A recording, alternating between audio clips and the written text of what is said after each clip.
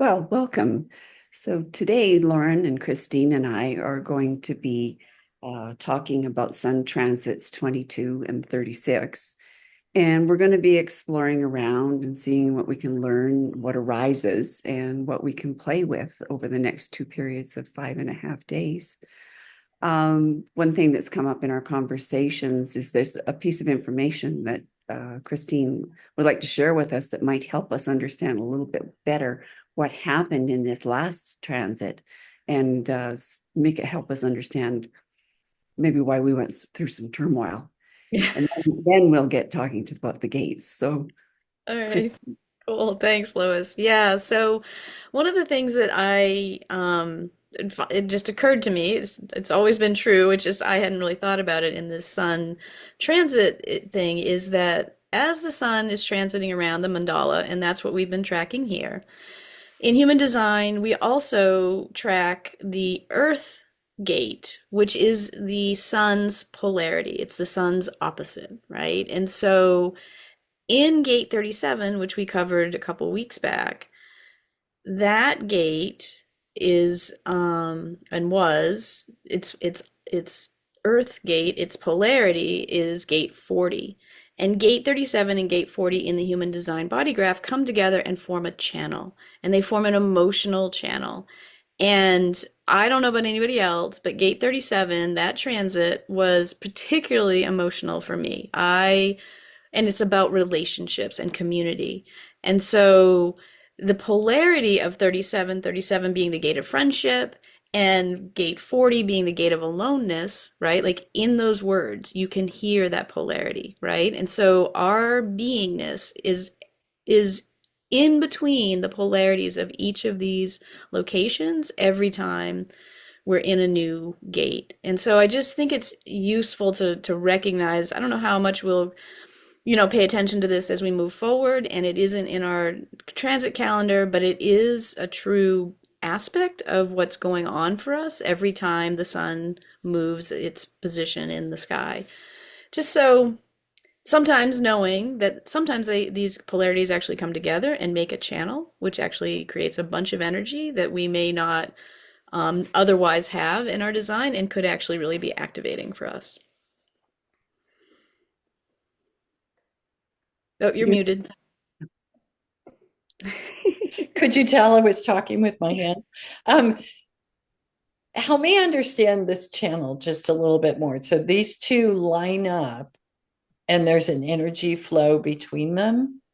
Yeah, so two things are going on. On the mandala, the gate, say gate 37 was in the Pisces area because Mhm. in Pisces, right? And then across the mandala is gate 40 over in whatever's opposite Pisces. I can't remember what sign it is. And those two gates happen to also form a channel in the body graph, right? It Okay. isn't always the case. There's like three, I think, channels that get created through this polarity.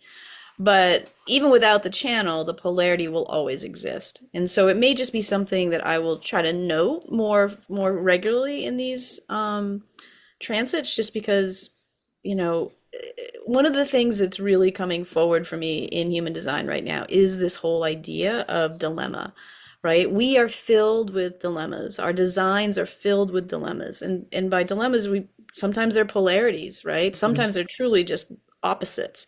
And sometimes they're just things like an emotional manifesting generator, right? A manifesting generator wants to move really fast, but an emotional authority really needs to slow down and take time. It's just a dilemma, right? And so these kinds of things that are in our system by design, I'm just noticing more, and I think it might be useful to just track some of the dilemmas that we're going to see through these sun transits.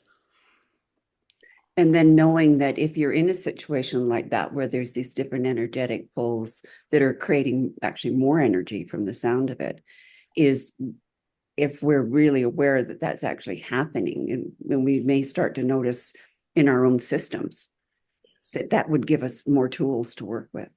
Yes. Yes, absolutely. And I will say honestly, Had I not known in gate 37, had I not like paid attention to the fact like, oh my gosh, this is actually an emotional channel that I don't normally have. I'm a sacral being. I don't have an emotional solar plexus. I I was really not happy.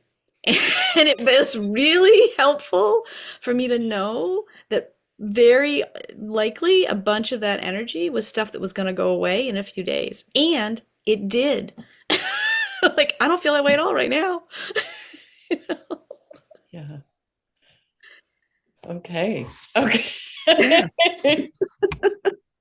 Chrissy, I have 100 more questions, but would all of us have felt that strength in gate 37, or would it be based on our design? Yes, so in that moment, and when we were in gate 37, the entire planet had the 3740 channel lit up. Entire planet. Now, some people have that channel normally. Wouldn't be a big deal to them. But for people like me, it was like, oh my word, this is a lot, Yeah. right? So again, like recognizing not only was I being emotional, everybody else in my family had this emotional energy as well, right? It was very helpful. It makes me curious about like on the larger, the community scale, like bigger than the family. It's like what's going on in the world, and there's been this upheaval, Yeah. and it has like the exacerbation of that by this particular channel. Yeah. Yeah. Hmm. Yeah. And we've been on, we've been talking about this, all this Pisces energy. It's all been in these emotional channels, right? For the last multiple weeks, right? So you can definitely feel it and see it in the collective, for sure. So, Christine, the next two gates that we're about to discuss and move into, are they both emotional gates as well? Yes. Yeah, Yes. We are finishing out the emotional gates right as Pisces ends. It's very of interesting course. how that aligns. Yeah, and so, gate 22 is this next gate that we're entering in very shortly. Um, and it is, again, another emotional gate, right? It's an individual energy, again, so you may feel it at this your own kind of like, what am I doing? How am I processing my emotions? Um, and in human design it's called the gate of openness, and it's part, and when it is in its channel, it's the design of a social being. But when you're in the mood, right? Like this is a very big thing about this channel, this gate 12, 22, 22, 12 channel openness. It's can be super out and what's the word when you're out in your Extrovert? yes, yeah, you just kind of be super extroverted. Thank you so much. But again, it pulses. It has to be in the mood, right? And these folks, like this energy, like if you're not emotionally in the mood, is not happening, right? Like this is very, very much an on or off energy for people. And in the Gene Keys, it's the shadow is dishonor, right? And which is this whole like honoring of oneself and honoring of others. And so there is this real, I think, individual energy in the Gene Key too, because I think often we talk about dishonor as kind of an out there, like other people are dishonoring things, but we all know that that's something like everything. It all starts inside with us. So yeah, that's a little bit about 22. Yeah, in the I Ching, it's referred to as the gate of beauty, and so that has me really curious. And um, I reading Hilary Barrett, she talks about the natural beauty of a plant, and of course, I found that particularly interesting because this is the season where we all begin seeding, Mm. and I'm seeing those first little beautiful plants pop up, and the way that nature expresses itself through that seed and that new growth. And so I'm trying to line that up with what you've shared. Do you see some direct connections there, Christine? Yeah, I mean, the other word that's often used in the I Ching for this gate is grace, Yeah. right? And in the Gene Keys, the graciousness is the gift, right? And that I think Absolutely, right? Like there is no more grace than in nature, right? Like, So I totally can see that. What about you, Lois? Yeah, well, I was thinking about the naturalness of grace when someone Mm, is actually sort of in their own element and being themselves. And I was looking at the Brynja Magnuson and her totems. Mhm. Yeah. yeah. And there was using the swan as the totem for this particular gate. And that idea of the signet, the ugly duckling, and the sort of that acceptance of who we are. And in that acceptance of who we are, then we can become graceful. And because things change. And as I was reading about this, I had this thought about something that's happened to me a couple of times in my life where I've gained weight and then I've done everything I can possibly think of to try and lose the weight. And about the time I kind of go, oh, well, I just sort of have to live with me, love myself the way I am. And I package up the things that don't fit and take them to a charity. Over the next 2 months, the weight just falls off. And this has happened a couple of times now. And so it's just like it's not a coincidence. There's something in the acceptance of myself Yeah. that lets Mm, go and just be. And it's Yeah. fascinating. Yeah. Yeah. One of the words on that card, the swan, is surrender, right? And I really think that that is a thing that we, as a culture, don't do particularly well, right? This whole idea of allowing and surrendering and being one with whatever is it's not. We live in resistance, right? And there is a lot of energy taken up in being in resistance, right? mm, mm. And that is grace when we can just show up and be. Yeah, listening to both of you too, I was thinking about a GMO extract, and there's a number that came to mind, but the one that really seems to hold is field maple, and field maple is really interesting because it helps us release the grip we have on things and just lets things flow, and that's really what grace is when we can just flow, or the universe just flows with the moment, nature flows, right? And field maple is particularly seen as one that helps us accept ourselves. So your story really reflects that well, Lois. Next time, just take out the field maple and hang on to your clothes, okay? Be less expensive. Yeah, of course. But connected to that would be watching what is it that gets in my way when I get caught up in Mm, something and I'm hanging on, or I'm uh, just like or not willing to just let anything else in because any other possibilities are sort of don't exist anymore when we get in that kind of a place. And so we get kind of linear in our thinking is just it's like be more open, take back that inquiry that was coming from the last gate and be more open Yeah. to so like I guess the question is how am I getting in my own way here? yeah. It's always my question. But I'm glad you mentioned that association with the gate we're in right now as we're recording this, because I thought of that too. How well these two are linked up, because we're in this point of, now what, right? And then the first thing we do is get in our way when we're trying to decide how or what the next best step is, or instead of just letting things flow and move. Mhm.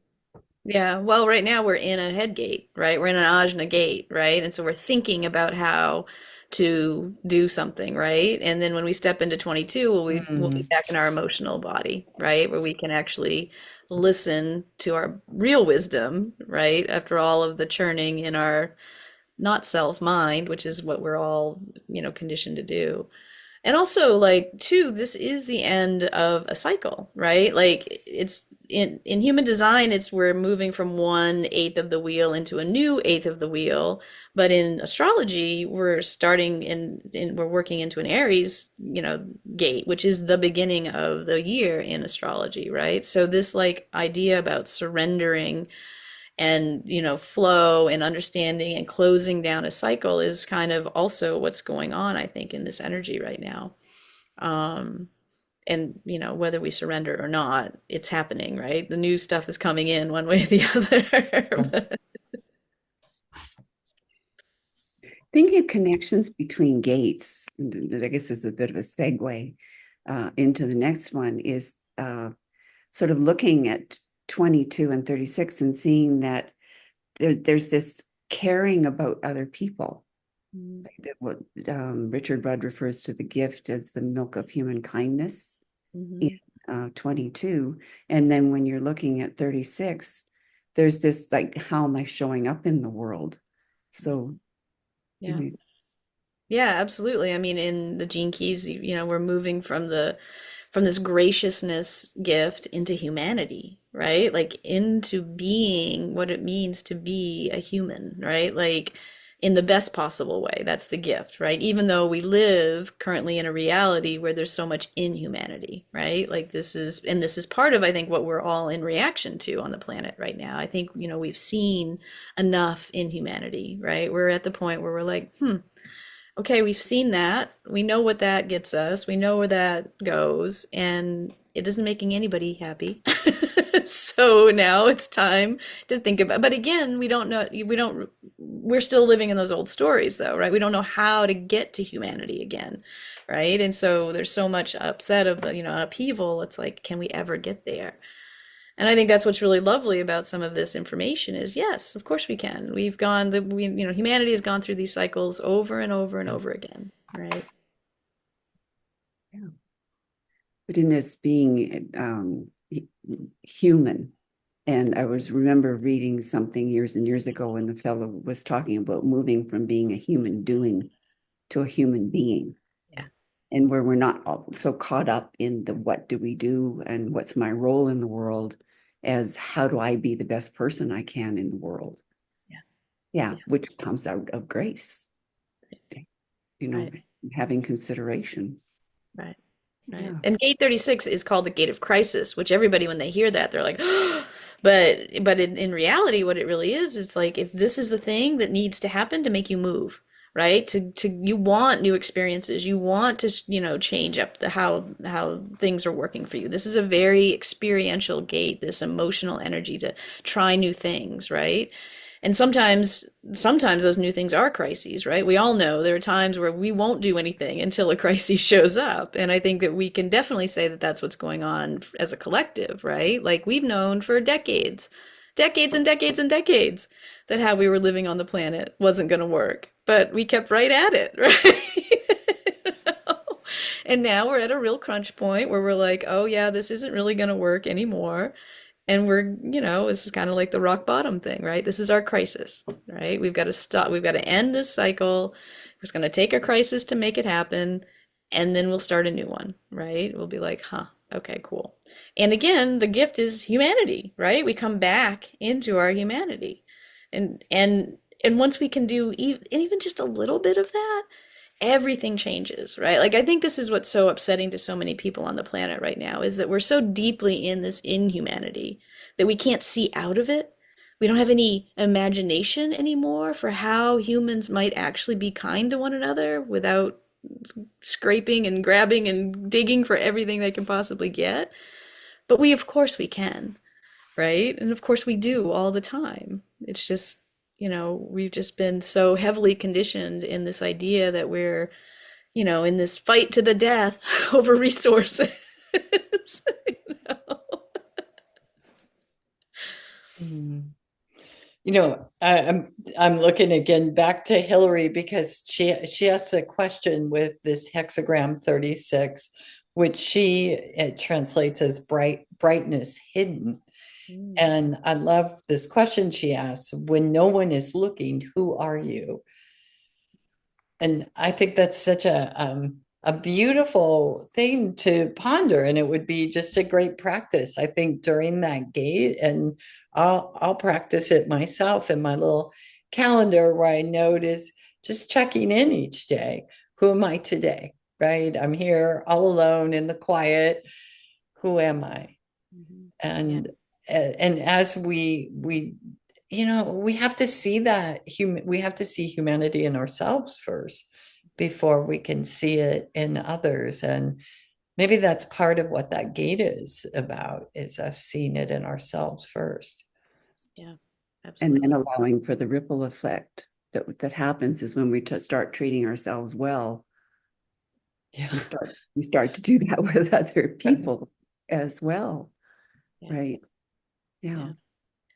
Yeah, I mean, and circling around to what we talked about earlier, the Earth gate in gate 36, the opposite gate is gate 6, which is also in our solar plexus. It's also an emotional gate, and it's called friction, right? And so it's also going to be this. So you've got friction and crisis, right? Which actually don't sound opposite, but there's a lot of emotionality. And the friction in gate 6 is really about this idea that we need friction in order to make things better, right? It's kind of like this pearl idea, right? You don't get to a pearl without a bit of rubbing up against something, right? You've got to work through things, and sometimes those things are hard. And so I would not be surprised if during gate 36, this transit, there is stuff that comes up, just like I was feeling during gate 37, right? Because there's going to be a lot of emotional energy. You're going to be between these two polarities, and they both are they're pushing for change, right? And we all know what humans feel like when they're being pushed to change. Yeah. They don't like it. Yeah. It feels like a real catalyst there than just it. I would be curious, Lois, what you would suggest as a practice, maybe in knowing that potential is there. Well, but it was sparked by something Christina said about like us, we're in this old story and that we don't really know the new way.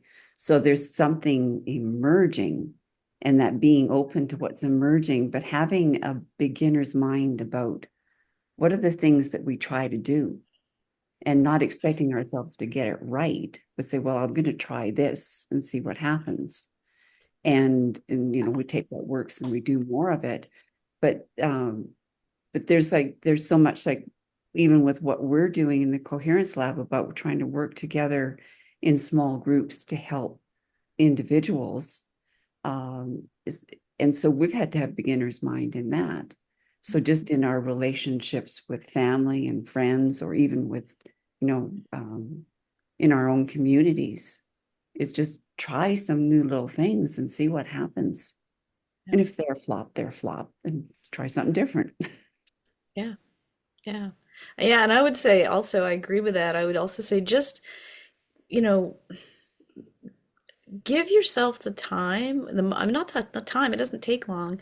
Write down what you want the world to look like, Mhm. right? Imagine, just write it down, and don't let anybody tell you, oh, that'll never happen. People aren't actually going to do that. Like, we do this to each other all the time. Somebody comes with this beautiful vision of something, and the first thing we do is like, well, that's not ever going to happen because of this and this and this, right? And we do it to ourselves too. And if we can't imagine a better future for ourselves or our family or the collective, if we can't write that down and put that into words and say what it is that we feel like we would like to see happen, it is not going to happen. Right? So just do it. Write down the best, most beautiful vision you have for the whatever, even just the month ahead. Right? You know? And You're, just allow that.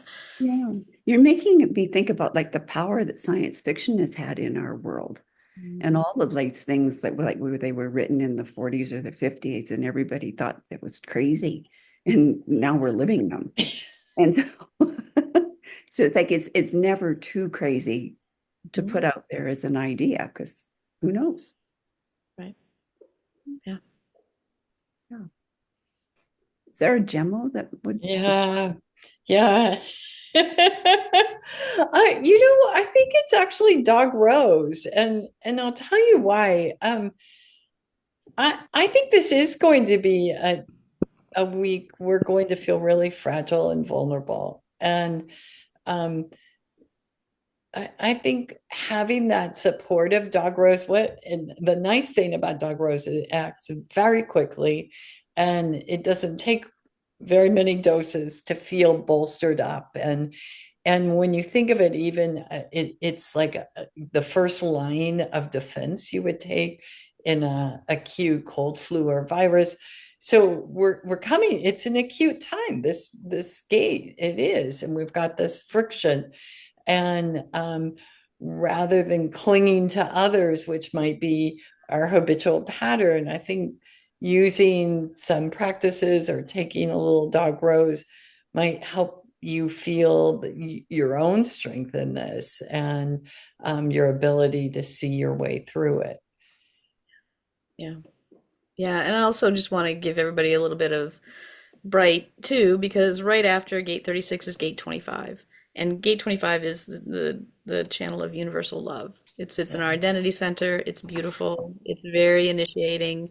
And so all of this emotional processing that we've been doing is going to have space and time in the next few gates after that to actually be made manifest from this higher self place, right? And so this isn't for nothing. Yeah. It feels like those emotional gates were all a little bit like labor, right? And they were getting us ready for the next thing. Yeah. Yeah. So we're moving towards the birth then. Something, Lois.